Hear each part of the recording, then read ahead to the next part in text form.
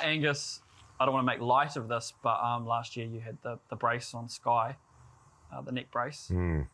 That was a pretty gnarly situation for you. Can you tell us like what happened there? It was in the NPC quarterfinal, right? Was it semi? I'm just trying to. It was the quarterfinal versus Harbour. Yeah. Yeah. The injury happened in the quarterfinal. I'd had a sort of run of like little stingers, getting numbness down into my hands, and I got a little one in that game earlier. I was like, play on.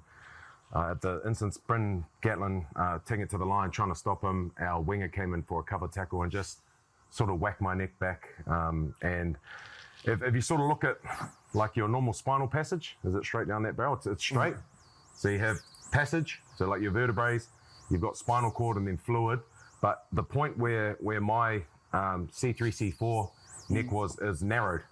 So in that impact, when my neck went back, it pinched my spinal cord and I went numb from the neck down. So I it just happened so quick. I was like, boom. And then I was like, looked down. I was like, wow, what just happened? And then I looked down at my arms. I was like, bro, whose arms are these? Like, move. Yeah. And then I seen my tattoo. I was like, no, shit. Come on.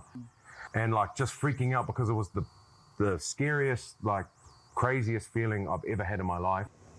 And it felt like forever. I say a minute, it might have even been less, but finally sort of started. I was like, okay, now get my toes, all right. And then the team that came on, Mark Plummer, our physio, obviously they did all the neck processes and that, and straight away I was like, I'm done. Like, I never want to have this feeling again. I don't want to risk not being able to walk. I've got 2 kids.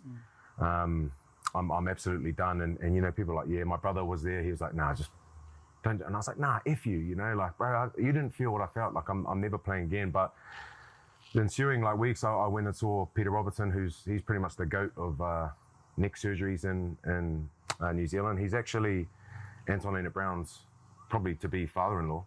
That's not bad. Yeah. So he's, it's another win.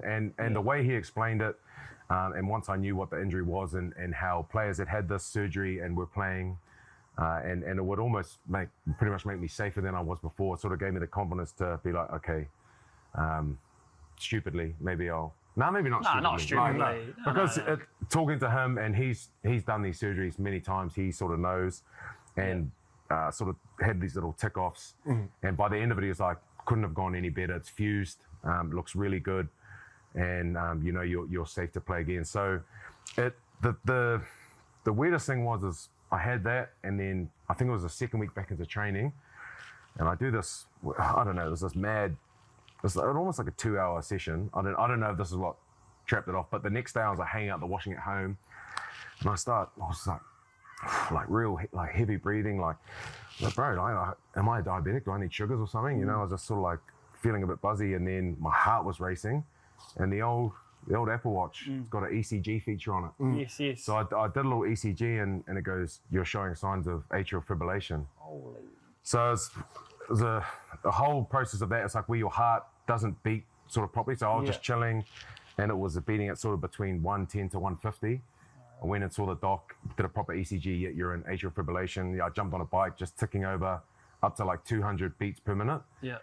And then it was just another setback. So I ended up having surgery on that, and that's been all good. But so what do they say about your voice? When's that coming back?